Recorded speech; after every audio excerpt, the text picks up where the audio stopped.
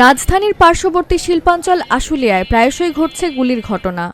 কখনো ঝুট ব্যবসার দখল, কখনো বা মাদক ও আধিপত্য বিস্তার নিয়ে দ্বন্দ্বের দিনে দুপুরে চলছে ধাওয়া পাল্টা ধাওয়া, ঘটছে মৃত্যুর ঘটনা। এসব সন্ত্রাসীদের তাণ্ডবে আতঙ্কিত স্থানীয়রা। দিনে দুপুরে যদি গোলাগুলি হয় বা মানুষকে কোপায় রাখা যায় রাস্তায়, তাহলে তো অবশ্যই সাধারণ জনগণ আতঙ্কিত হবে, এটাই স্বাভাবিক। পুলিশের তৎপরতায় বেশ কিছু সন্ত্রাসী গ্রেফতার হলেও উদ্ধার হয়নি বেশিরভাগ আগ্নেয়াস্ত্র। সংশ্লিষ্টরা বলছেন, আইন শৃঙ্খলা পরিস্থিতির উন্নয়নে প্রয়োজন সকলের সমন্বিত উদ্যোগ। গেল ৭ এপ্রিল সকালে আশুলিয়ার কান্দাইল রাজবাদশা মোড় এলাকায় মোটরসাইকেলে এসে এক ব্যক্তিকে গুলি করে সন্ত্রাসীরা। ঘটনা জানাজানি হলে শুরু হয় পুলিশি তৎপরতা।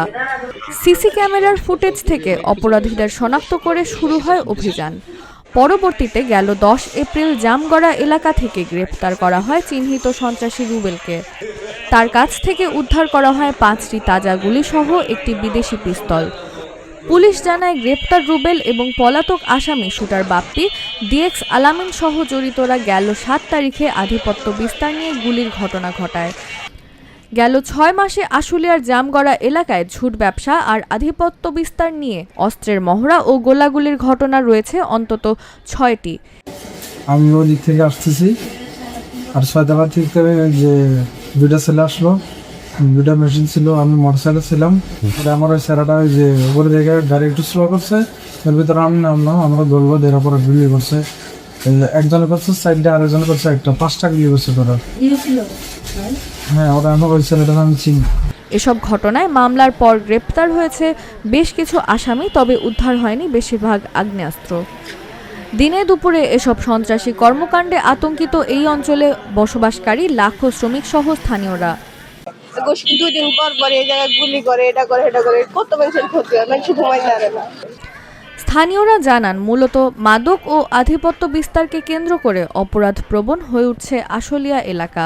আমি মনে করি এই আইন শৃঙ্খলার অবনতি হওয়ার পিছনে মাদক সবচেয়ে বড় দায়ী। তারা দেখছি মাদককে কেন্দ্র করেই তাদের আধিপত্য এবং এই মাদকের টাকা ভাগবাটোয়ারা নিয়েই কিন্তু এই ঘটনাগুলো ঘটতেছে। সাম্প্রতিক সময়ে সাভার আশুলিয়া চুরি, ছিনতাই, বিভিন্ন জায়গায় গোলাগুলি, চাঁদাবাজি, এটা আমরা দেখতে পাচ্ছি। এতে করে পোশাক শ্রমিকরা খুবই আতঙ্কের ভিতরে থাকে। কিশোর গ্যাং, মাদক, এই দুইটা জিনিসের কারণে সবচেয়ে বেশি আইনশৃঙ্খলা পরিস্থিতি খারাপের দিকে যাচ্ছে, এবং এই দুইটার নিয়ন্ত্রণ, আধিপত্য বিস্তার, এগুলোর কারণে আইনশৃঙ্খলা পরিস্থিতি খারাপ হচ্ছে। এদেরকে নিয়ন্ত্রণ করা গেলে, আইনের আওতায় আনা গেলে আশা করি আইনশৃঙ্খলা পরিস্থিতি স্বাভাবিক হবে। আশুলিয়া থানাধীন জামগড়া এলাকায় আইন শৃঙ্খলা পরিস্থিতি স্বাভাবিক রাখতে সম্প্রতি স্থাপন করা হয়েছে অস্থায়ী ক্যাম্প। পুলিশ বলছে, পরিবহন সংকট, সড়ক ব্যবস্থাপনা সহ কিছু সীমাবদ্ধতা থাকলেও অপরাধ দমনে নেওয়া হয়েছে নানামুখী উদ্যোগ। প্রয়োজন সকলের সহযোগিতা। যেহেতু অর্থনৈতিকভাবে আমাদের একটা সমৃদ্ধ এলাকা আশুলিয়ার, এখানে আধিপত্য বিস্তারকে কেন্দ্র করে বিগত কিছুদিনে আমাদের একাধিক ঘটনা ঘটেছে। অস্ত্রর মহড়া আমরা দেখেছি।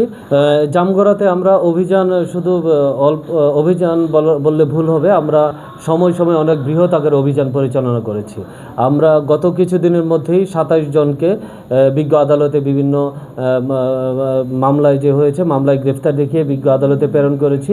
এর বাহিরেও 16 জনকে বিভিন্ন সময় মোবাইল কোর্টের মাধ্যমে তাদের সাজা প্রদান করে জেল হাজতে প্রেরণ করা হয়েছে। আর দ্রুততম সময়ে আইন শৃঙ্খলা পরিস্থিতি উন্নয়নের আশ্বাস স্থানীয় সংসদের। আপনারা ভুলে যাচ্ছেন যে বিগত 17 বছর কি ছিল, দেশে কি ছিল, জামগড়াতে কি ছিল। পুলিশ তার সর্বোচ্চ চেষ্টা করছে, তাদের 10 জনের টিম আছে, তারা ফলো করতেছে পুলিশ আসছে কিনা। অতএব সেই কাজগুলো করতে একটু তো সময় লাগবে।